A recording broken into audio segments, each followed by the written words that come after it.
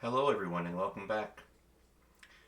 So before I get going on this video, I just have a quick update on my Peace of Mind program. I've already recorded and I did edit the promotional video, which will appear on Facebook tomorrow, where all my friends will be able to see the announcement. And right now, I just want to make this available to my friends and to their friends. And there's going to be more details in that video. So if you're interested, there is more information that's going to come out about this tomorrow. But for this video, I want to talk about embodiment. So there's many people right now that are getting into spirituality and they're really starting to dig deep in some really important information.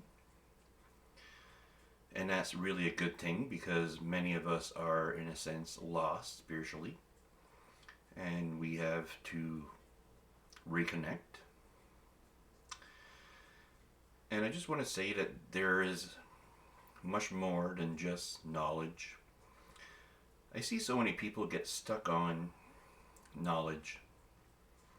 And this reminds me of when I used to bodybuild, and this guy called Bill Phillips. He came up with a saying that has stayed with me. And it is that information is not power. Applied information is.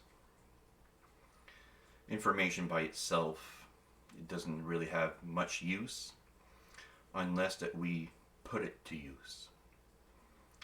So we can know all sorts of things about all different types of things around this world, and philosophy, psychology, spirituality, but until that we apply the information, that this information becomes, in a sense, useless. Because if we are not able to embody it, and I would like to propose that at first there is knowledge.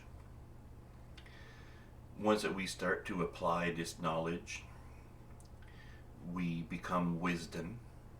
So wisdom is the application of knowledge. And many people will stop there because they feel that this is all that needs to be done. And I will propose that there is more, there is much, much more, that we need to become wisdom. We need to embody this wisdom. Because again, if all that we have is information, if all that we have is wisdom that we have applied, but we don't embody it, we, in a sense, are not transformed within, and that we just keep on regurgitating information just like we have now in education, where people just repeat what is said, what is taught. So we have a teacher or professor that teaches you some information, and you just repeat these things and you don't really understand it. And that's another component altogether, where if we do not understand the information, that we will not be able to become wisdom, and we will not be able to embody this. Because first and foremost, we do need to understand on a deep level what we're being taught.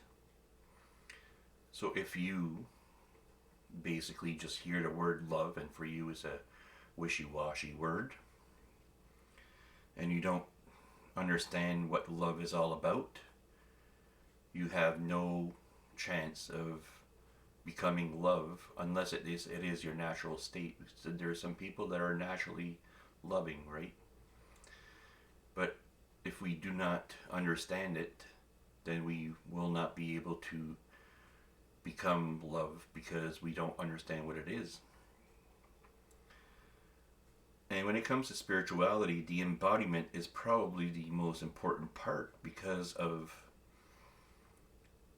the fact that we need to be the vibration that we want. It is not enough to simply know the words. We have to be the vibration of whatever that we're learning. So if we basically know the definition of peace, but in reality we're not at peace within, that disinformation is in a sense useless. It hasn't transformed us. We haven't embodied it. So by embodying it, we are transformed. And then we become love, we become wisdom, we become truth,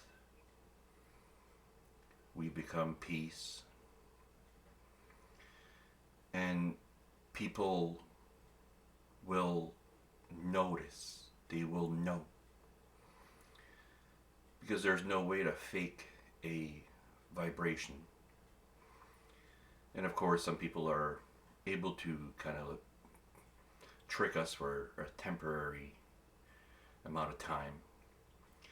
That eventually we will figure out, oh, that person I thought they were loving, but oh my goodness, they are not, right? So we might be able to hoodwink some people for a short amount of time, but eventually we will catch on, or some people will eventually catch on. So the same thing that when it comes to people that are into spirituality, we can say, oh, I'm into spirituality, but then they spend all their days basically bashing everyone, insulting, putting down people, believing that they're better. And is that really somebody that's spiritual?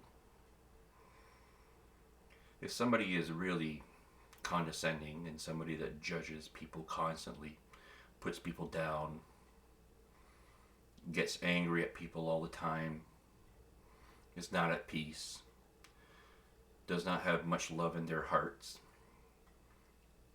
are these people really spiritual? And of course, you can say yes, and this is within your right. For you, somebody's spiritual, it doesn't require these things, but for me, it is necessary. At the end, we're all spiritual in their own ways, but for me, I will not associate with people that are nasty, judgmental, pessimistic. They put people down, where they're always angry, where they have zero heart, zero love in their hearts. I will simply not associate with these people because it's not the vibration I want to be around. I want to be around people that are there to uplift humanity and to have a positive impact on people's lives. And if we don't embody these things that I talked about,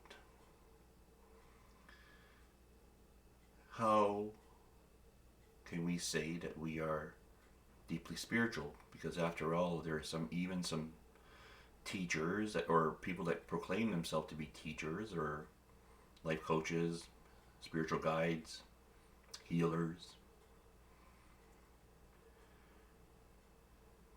and that they are not very kind.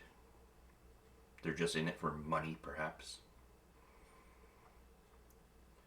They just want to get famous. They just want to be recognized as somebody important.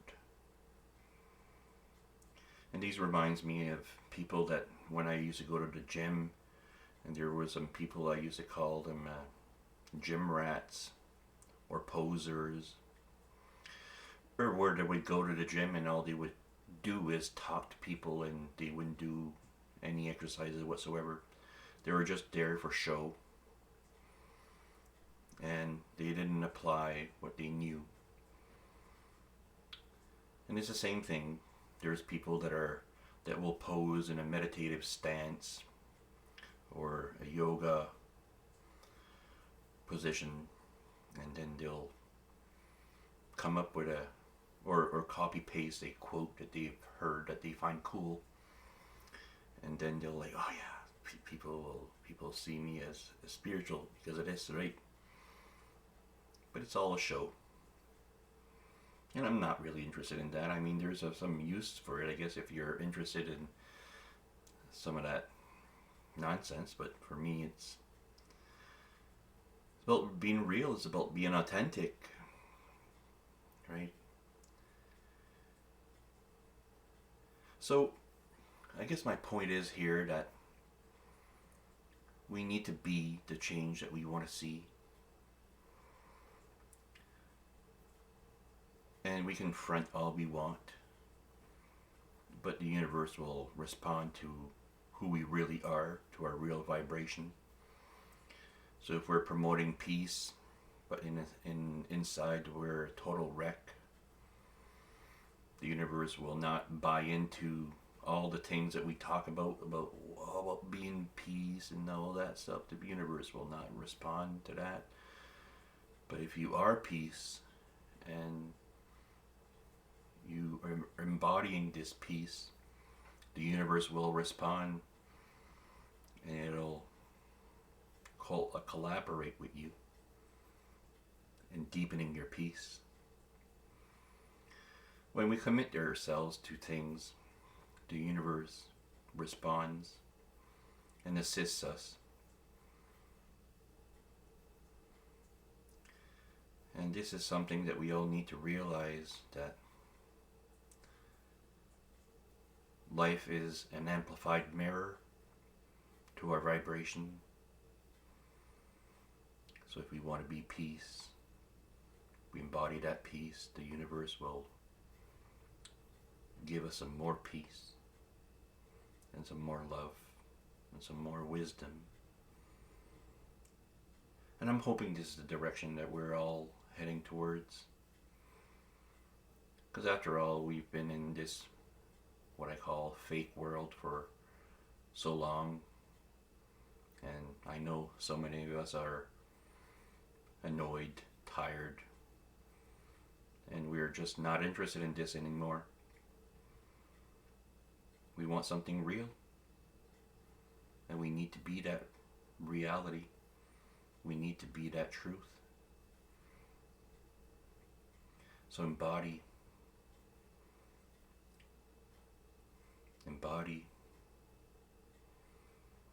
become that peace, become that love, become that truth. And it will light the way for everybody else. And then you won't need to pretend. It'll just rub off people automatically. So what do you think? What do you want to embody? What do you want to see in the world? Be that. We need you. The world needs you. You need you. This is your birthright. This is who you really are. So connect to who you really are and be that. And watch the magic flow. So this is it for this video. I love you. I appreciate you. I'm wishing the best for you. And until next time.